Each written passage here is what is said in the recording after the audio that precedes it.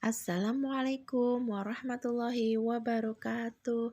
Teori pendidikan kognitivisme disusun untuk memenuhi tugas kelompok mata kuliah Filsafat Pancasila. Dosen pengampu Bapak Insinyur Bambang Trisulo, MPD. Disusun oleh Endang Sarwiasih, Aktiva Gurda Tiara, Sri Hartini, Anita Yuniarti, Dewi Rara Aryaning Asri, Sri Wahyuningsih, Nur Giyanti, Sri Rahayu, Nurkana, dan Aminuddin.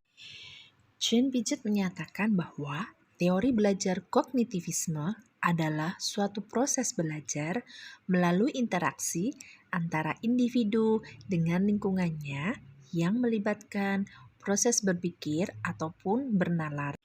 Jadi, dalam teori ini lebih menekankan pada pemaknaan dalam belajar, bahwa belajar tidak hanya menghafal, tetapi yang lebih penting adalah seorang peserta didik harus menangkap makna dari proses belajar yang dia lakukan. Implikasi teori perkembangan kognitif Piaget dalam pembelajaran adalah bahasa dan cara berpikir anak berbeda dengan orang dewasa. Pertama, guru mengajar dengan menggunakan bahasa yang sesuai dengan cara berpikir anak. Kedua, anak-anak akan belajar lebih baik apabila dapat menghadapi lingkungan dengan baik. Ketiga, guru harus membantu anak agar dapat berinteraksi dengan lingkungan sebaik-baiknya.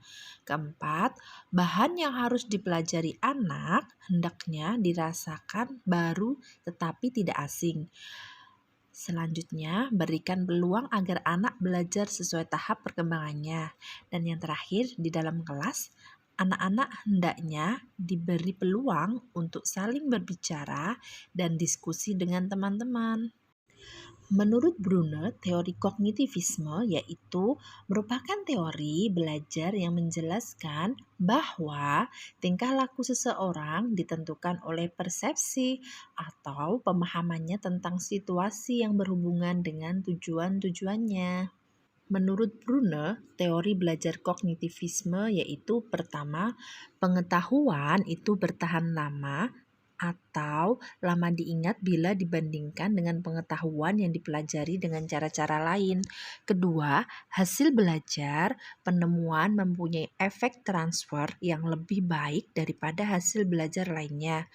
Ketiga, secara menyeluruh belajar penemuan meningkatkan penalaran siswa dan kemampuan untuk berpikir secara bebas. Menurut David Paul Ausubel, proses belajar terjadi jika siswa mampu mengasimilasikan pengetahuan yang dimilikinya dengan pengetahuan baru. Menurut Ausubel, siswa yang akan belajar dengan baik jika isi pelajarannya didefinisikan dan kemudian dipresentasikan dengan baik dan tepat kepada siswa, atau biasa disebut advanced organizer. Advanced Organizer memberikan 3 manfaat, yaitu pertama, menyediakan suatu kerangka konseptual untuk materi yang akan dipelajari. Kedua, berfungsi sebagai jembatan yang menghubungkan antara yang sedang dipelajari dan yang akan dipelajari. Ketiga, dapat membantu siswa untuk memahami bahan belajar secara lebih mudah. Aplikasi teori belajar kognitivisme yaitu pertama, guru harus memahami bahwa siswa bukan sebagai orang dewasa yang mudah dalam proses berpikirnya. Kedua, anak usia prasekolah dan awal sekolah dasar belajar menggunakan benda-benda konkret. Ketiga, keaktifan siswa sangat dipentingkan. Keempat, guru menyusun materi dengan menggunakan pola atau logika tertentu dari sederhana ke kompleks. Kelima, guru menciptakan pembelajaran yang bermakna, memperhatikan perbedaan individual siswa untuk mencapai keberhasilan siswa.